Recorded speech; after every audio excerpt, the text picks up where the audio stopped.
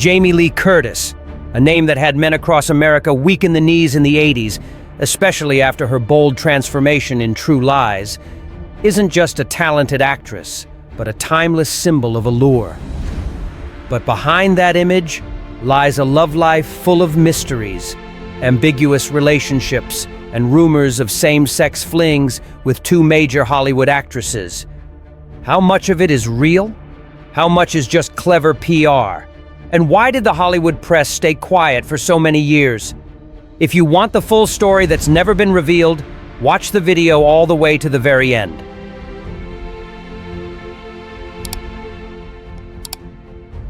It may be hard to believe, but Jamie Lee Curtis was once teased at school for looking awkward. Back then, no one could have imagined that behind the shy demeanor and plain clothes was a girl who would grow up to be so striking. But beauty was in her genes. How could it not be with parents like Janet Leigh and Tony Curtis?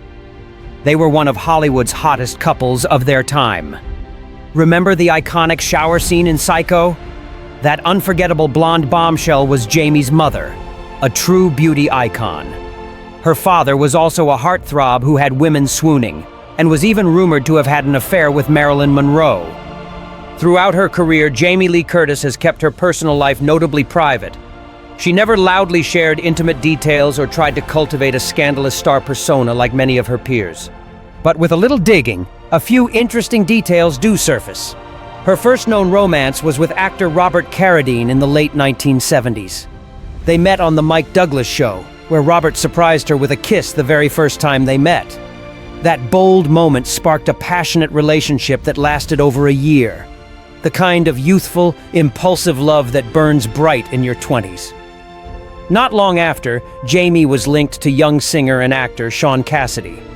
Both were on the brink of major fame when their relationship began. Jamie once shared an amusing detail. She played rhythm guitar in Sean's very first band, even though she never considered herself a real musician. Their paths also crossed professionally when Sean became a breakout star on the Hardy Boys/Nancy Drew Mysteries. Ironically, Jamie had once been encouraged to audition for the role of Nancy Drew but lost it to Pamela Sue Martin. In hindsight, that missed opportunity turned out to be a blessing, as it opened the door for her to land the role of Laurie in Halloween, the performance that crowned her a scream queen. After those brief romances in the spotlight, Jamie entered a quieter relationship with musician Johnny Lee Schell. This was a period of transition for her, both professionally and in her on-screen image.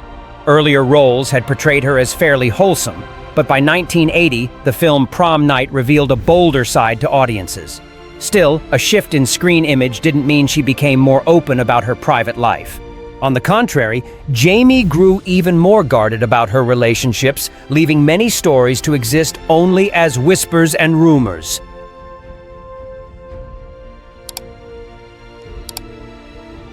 One of the most talked about chapters involves her friendship with Melanie Griffith.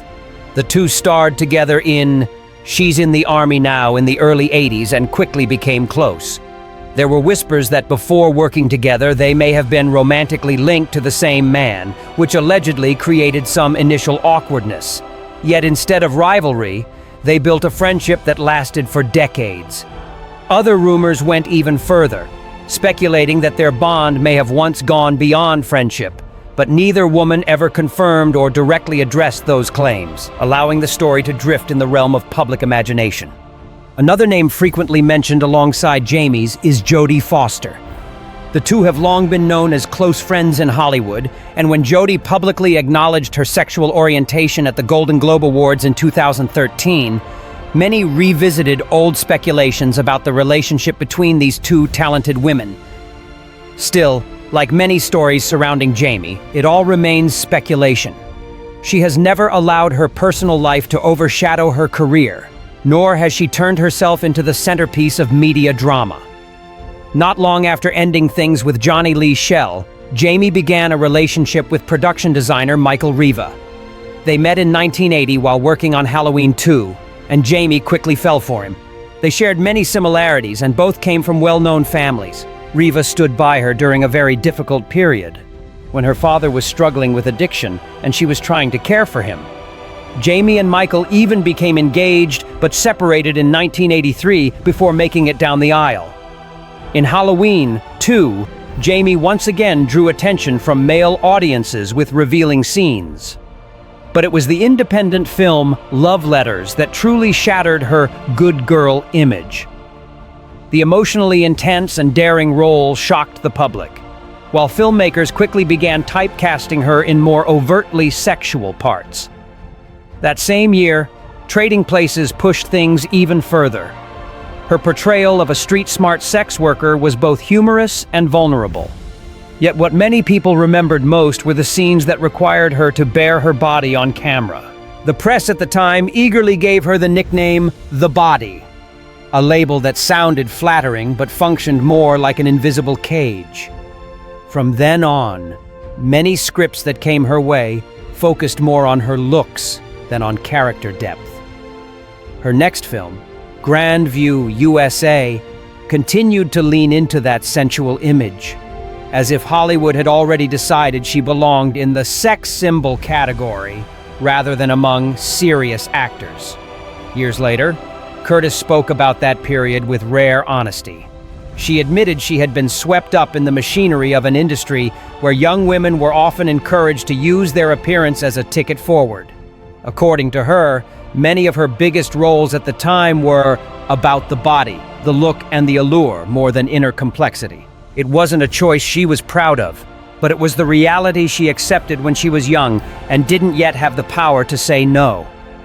As her on-screen image grew bolder, her romantic life also went through changes. After calling off her engagement, she had a brief relationship with rebellious pop singer Adam Ant. The romance came quickly and ended just as fast, leaving behind very little public detail, like a half-finished melody in the loud symphony of show business. And then, unexpectedly, a turning point appeared from a magazine.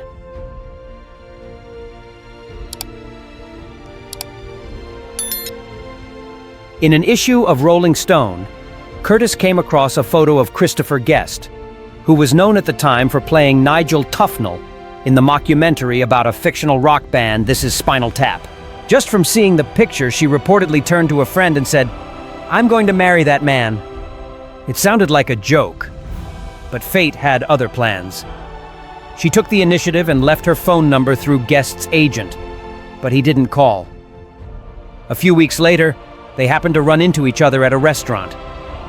This time, he made the call. Their relationship moved so quickly that friends on both sides were concerned. After only a few weeks of dating, they were deeply in love. And in 1984, they married, just 6 months after first meeting. Many in Hollywood quietly bet it was an impulsive union between two artists that wouldn't last. Time proved otherwise. More than 4 decades later, they're still together, one of the most private and enduring couples in Hollywood. They built a family with 2 adopted children and kept their personal life largely out of the spotlight. That marriage changed the way Curtis approached her career. She began choosing roles more carefully, steering away from scripts that treated her as little more than a body on display. One of her most memorable moments came with the seductive dance scene in True Lies alongside Arnold Schwarzenegger. Director James Cameron had initially imagined the scene being far more revealing, but Curtis suggested wearing lingerie instead of going fully nude. For her, sexy didn't mean showing everything. It meant confidence, control, and intention. The role earned her a Golden Globe Award and confirmed her status as a true box office star, not just a horror icon. After that major success, Curtis continued working steadily, though her pace began to shift. She appeared in projects like House Arrest and the comedy Fierce Creatures, which reunited much of the cast from A Fish Called Wanda. While not massive blockbusters, these films performed solidly enough to show that her appeal with audiences remained consistent.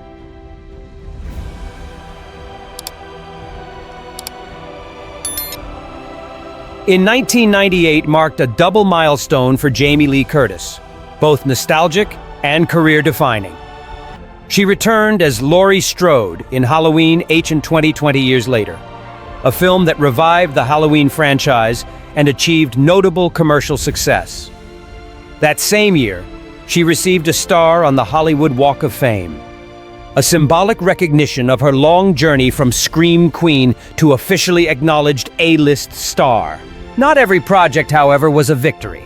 The sci-fi film Virus was a major box office and critical failure, and Curtis later admitted she regretted taking the role. Yet rather than overshadowing her career, the setback served as a turning point that helped her reassess her direction. Moving into the 2000s, Curtis continued appearing in moderately successful films like Drowning Mona, and especially Disney's Freaky Friday. In Freaky Friday, she once again conquered the global box office and earned another Golden Globe Award nomination. Audiences loved her performance as a teenage girl trapped in a middle-aged mother's body, a role that showcased her physical comedy skills and natural charm. The film's success proved that even after more than 2 decades in the industry, Curtis could still carry a major commercial movie. But just as her career seemed most stable and secure, Curtis made a decision that surprised many. After the financially successful holiday film Christmas with the Cranks, she gradually scaled back her workload. In 2006, she publicly shared that she wanted to step away from acting to focus on her family. It wasn't a complete disappearance, but a deliberate slowing down. Curtis chose only small roles, voice work, or select projects like Beverly Hills Chihuahua. For her, box office success was no longer the only measure of fulfillment. After years of topping revenue charts, she chose to be a mother, a wife, and a woman living beyond the spotlight. In 2015 to 2016, Curtis surprised audiences again by leading the satirical horror comedy series Scream Queens as Kathy Munch. The role was wild, sharp, and self-aware, almost as if Curtis were playfully poking fun at her own legacy as a former Scream Queen. She even recreated her mother's iconic psycho shower moment, turning family legacy into a clever cinematic wink. Her true comeback explosion arrived in 2018 when Curtis returned once more as Laurie Strode in Halloween. No longer the terrified girl from decades earlier, her Laurie was now a battle-scarred survivor, traumatized yet resilient, ready to confront her past. The film opened to massive box office numbers and proved that an actress in her 60s could still lead a blockbuster. Curtis continued the role in Halloween Kills and Halloween Ends, closing a decades-long journey with the character of Laurie Strode. It wasn't just the end of a role, it was a declaration. She had mastered her fears, her legacy, and her career.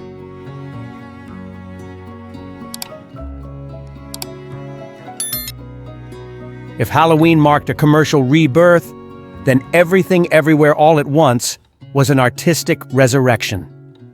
As IRS Inspector Deirdre Beaubeirdre, stern, eccentric, and worlds away from glamorous, Jamie Lee Curtis willingly made herself look awkward, frumpy, and painfully ordinary, almost invisible. That bravery earned her the first Oscar nomination of her career, and ultimately her long-awaited Academy Award win, along with a wave of major honors. The moment Curtis stood on the Oscar stage wasn't just a personal victory. It was a triumph of perseverance. After more than 4 decades in the industry, Hollywood finally gave her recognition at its highest level. In 2021, she was honored with the Golden Lion for Lifetime Achievement at the Venice Film Festival, affirming that her career is not only long but deeply influential. Curtis didn't slow down after her Oscar win. She went on to deliver a powerful performance as a fractured mother in the series The Bear, earning an Emmy and proving she can command both film and television. From horror and comedy to satire and intimate family drama, she continues to break her own boundaries. Jamie Lee Curtis's journey through the 2010s and early 2020s isn't just a comeback story. It's the story of an artist who refuses to be defined by age, past roles, or expectations. She didn't return to relive old glory. She returned to redefine herself. And in doing so, she didn't just revive her career. She became a symbol of Hollywood's own renewal, where the most powerful stories often come from chapters we thought had already closed. She is not only the queen of the horror genre, but also one of the hottest sex symbols in Hollywood. However, beneath her charismatic appearance is a tragic life and secrets that she never wanted to reveal. Sounds like a movie script, right? But no, that is her life. Get ready for an adventure to remember.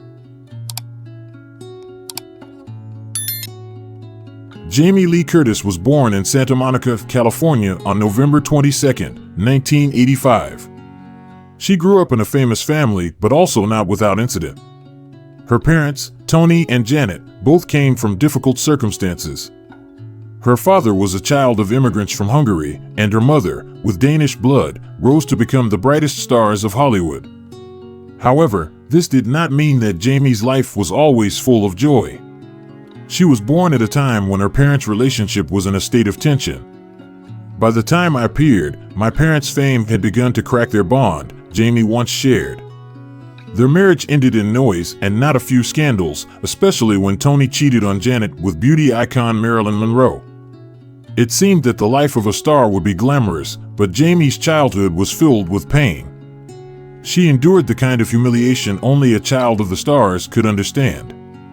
When her parents divorced when Jamie was just 3 years old, the emotional scars left a deep mark on her psyche. I grew up in a house full of hatred. My parents hated each other all their lives, she recalls.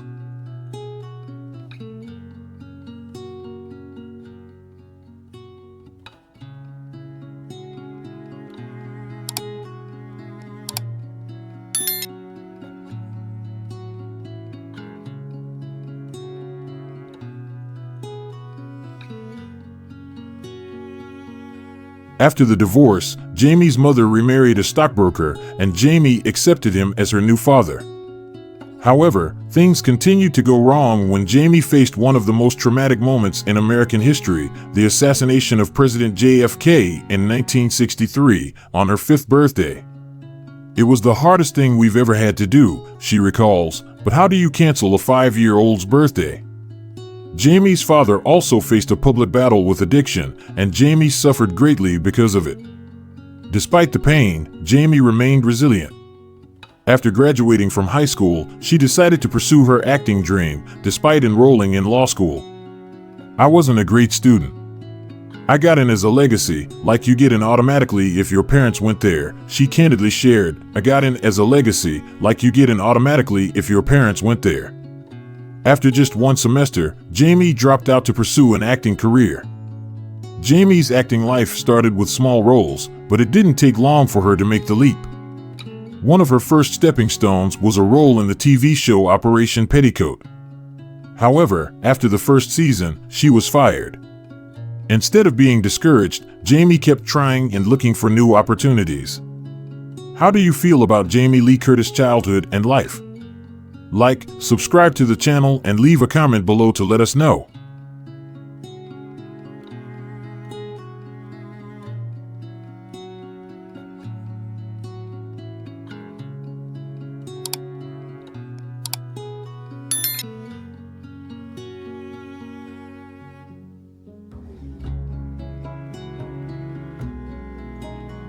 However, life wasn't always so difficult. In 1977, a door opened for her when she made her television debut in an episode of Quincy, Me. After a brief stint, she had a spectacular comeback by continuing to guest star on a number of series. She appeared as Nurse Lieutenant Barbara Durand in the short-lived comedy series Operation Petticoat in 1977. Many people may think that her film career began with the horror classic Halloween in 1978, but the truth is, that's only part of her colorful story.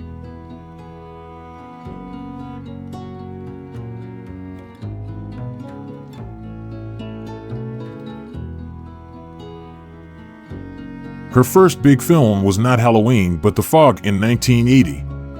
Although it was not as successful as it would later be, the film marked a turning point in Jamie's career, opening the door to many new opportunities. With her appearance, Jamie quickly made an impression on the audience. With Halloween, Jamie affirmed her position in the film industry. With a production cost of only about $320,000, the film grossed up to $55 million, making it a cinematic phenomenon and the highest-grossing film at that time. Jamie played Laurie Strode, a young girl who had to fight to survive against a serial killer. She played her role excellently, bringing this character strength and determination. From here, Jamie became the queen of the horror film genre, and audiences loved her image in films such as Prom Night, Terror Train, and Halloween 2. In 1983, Jamie Lee Curtis made Hollywood admire when she transformed into a kind prostitute in the movie Trading Places. This role not only helped her shed her image as the queen of horror films, but also brought her the prestigious BAFTA Award for Best Supporting Actress. Unbelievably, at first, the film studio opposed choosing Curtis because they had only seen her in horror films. John Landis, the film's director, seemed to see huge potential in her and single-handedly changed her life. In 1985, Curtis continued to attract attention with the role of a fitness trainer in Perfect alongside John Travolta.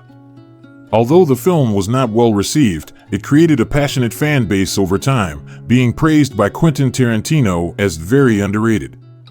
Not stopping there, she appeared in A Fish Called Wanda in 1988, where she proved her comedic talent and received many prestigious nominations.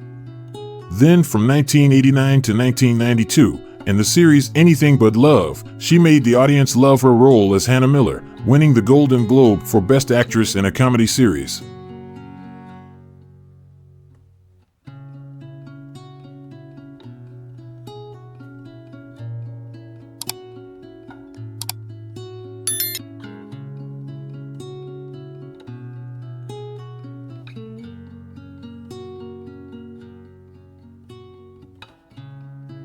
Despite her fame and success, Jamie has always had a kind heart. In 1983, a heartbreaking event occurred when she met Lori T.L.L., a young girl who had just undergone a successful heart transplant at the Children's Hospital of Pittsburgh. Jamie not only helped Lori's family by donating money, but also became a close friend to her. It was said that Lori passed away at the age of 20, but in her memory, Jamie donated a VCR and a film library to the hospital. This not only showed Jamie's noble heart, but also showed that she always wanted to help children in need. Real life played tricks on her. While the world only saw Jamie shining on the screen, she had to face difficult secrets.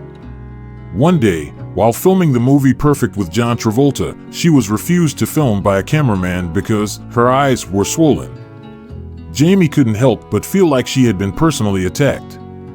"Oh my gosh, I must look like a monster," she thought to herself. But in reality, her puffy eyes were a natural part of her life, and if anyone looked at her childhood photos, they would see that she always looked like she had never slept. After living with shame for a long time, Jamie decided to have plastic surgery to fix it. But that was not the end of it. Doctors prescribed her painkillers, but they did not help her at all, and despite that, she turned to drugs. A new adventure began for her. Jamie kept this a secret for over a decade, even going so far as to accompany her father on an unforgettable drug trial. "I was very sick, but who knows? I was still amazing," she laughed. Despite the challenges she faced, Jamie remained strong and never gave up on her light.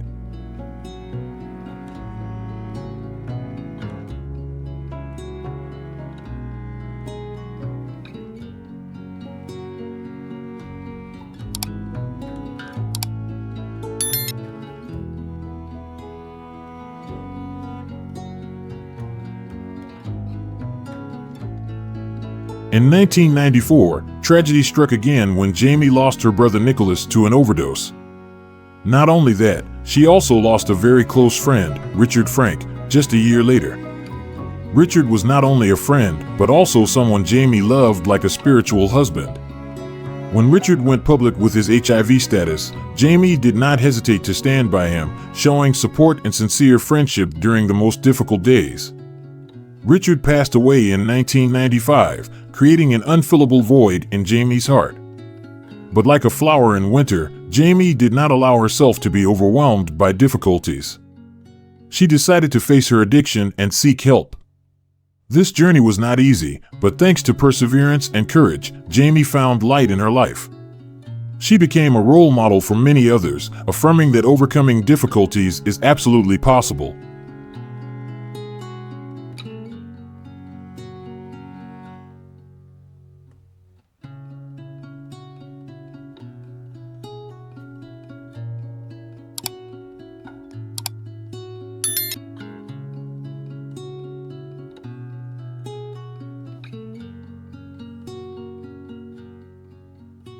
Jamie Lee Curtis is not only an actress, but also a passionate author and social activist.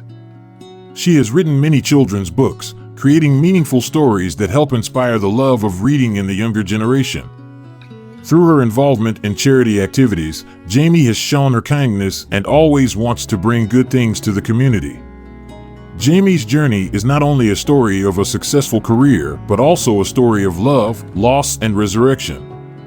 From the difficult early days to becoming one of the cinema icons, Jamie has proven that, although life can be cruel, we can always stand up, overcome, and find happiness. She is happily married to Christopher Guest, a producer and actor, with 2 wonderful children. Jamie Lee Curtis is not only a horror queen, but also a symbol of strength, love, and courage. She has built an illustrious career and inspired millions of people around the world. Despite countless challenges, Jamie has asserted herself and created a priceless legacy in the hearts of audiences. With a kind soul and resilient spirit, she is proof that nothing is impossible if you have faith and dare to fight for what you love. Thank you for joining me to explore the colorful career of Jamie Lee Curtis.